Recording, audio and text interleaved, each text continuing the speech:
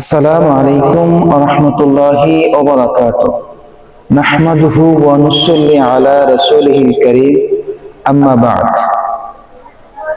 আপনি কি কখনো ভেবে দেখেছেন পৃথিবীর সবচেয়ে পবিত্রতম স্থান কাবা শরীফ কখন নির্মিত হয়েছিল এবং কখন কখন এটা সংস্কার হয়েছিল? যদি না জেনে থাকেন তাহলে এই বিষয়টি নিয়ে আজকে আমরা আলোচনা করব। আমাদের সাথেই থাকেন। ইতিহাসের পাতায় আমরা ফিরে গেলে আমরা দেখতে পাই এক আশ্চর্যজনক এক কাহিনী, যেখানে হযরত আদম আলাইহিস সালাম সর্বপ্রথম ইবাদতের উদ্দেশ্যে আল্লাহ রাব্বুল আলামিনের ইবাদতের জন্য এই পবিত্রতম স্থান বাইতুল্লাহ শরীফ কাবা শরীফ নির্মাণ করেছিলেন।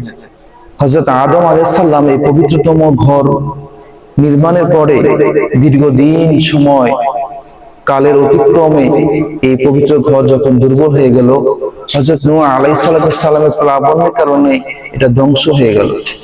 তবে বর্তমানে আমরা যে পবিত্র কাবা শরীফের মূল ভিত্তি দেখতে পাই, যেটা আমাদের সামনে দৃষ্টিগোচর হয়, সেটা নির্মাণ করেছিলেন দুই মহান নবী হযরত ইব্রাহিম আলাইহিস সালাম এবং তার প্রিয় পুত্র হযরত ইসমাঈল আলাইহিস সালাম।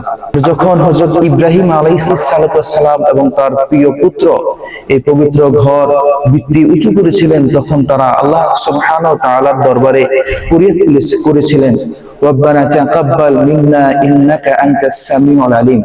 হে প্রভু, আপনি আমাদের থেকে এই কাজ আপনি কবুল করে নিন। এরপরে যখন আবারও দীর্ঘদিন সময় অতিবাহিত হওয়ার পরে এই কাবা শরীফের সংস্কারের প্রয়োজন দেখা দিল, তখন দ্বিতীয়বারের মতো আমালেকা সম্প্রদায় এই পবিত্র ঘর সংস্কার করেন। তৃতীয়বারে যারা এই ঘরকে সংস্কার করেছিলেন তারা হলো জুরহুম সম্প্রদায়। এরপর শতাব্দীর পর শতাব্দী ধরে পবিত্র কাবা শরীফ দুর্বল হয়ে গেল।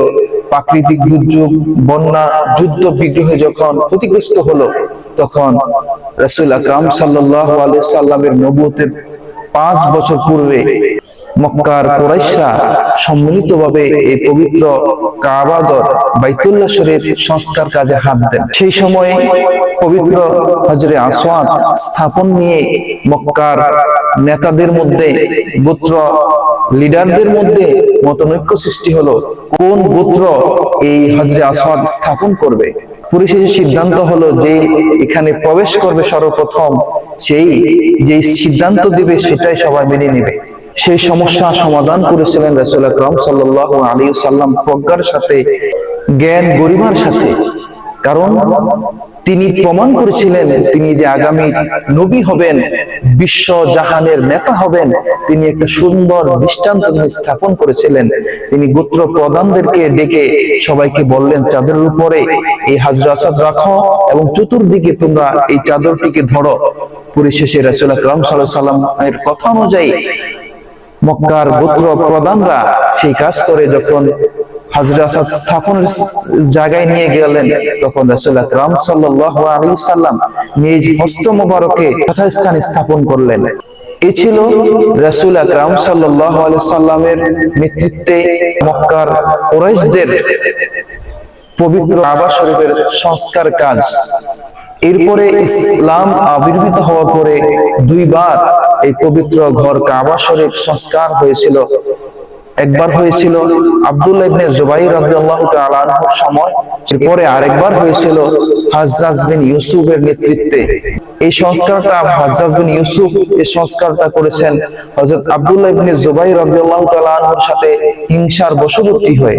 এরপরে যখন বাচ্চা হারুন রশিদ শাসনকালে আসলো, তখন তিনিও চাইলেন পবিত্র ঘর কাবা শরীফ সংস্কার করবেন, কিন্তু ইমাম মালিক রাহমাতুল্লাহ আলাইহি তিনি ফতোয়া জারি করলেন যে না, তোমরা কেউ আর এই পবিত্র ঘর কাবায় হাত দিবে না, কারণ তোমরা এই সংস্কারের নামে তোমরা বারবার এই কাবা শরীফে হাত দেওয়ার কারণে এই পবিত্র ঘর খেলনায় পরিণত হচ্ছে।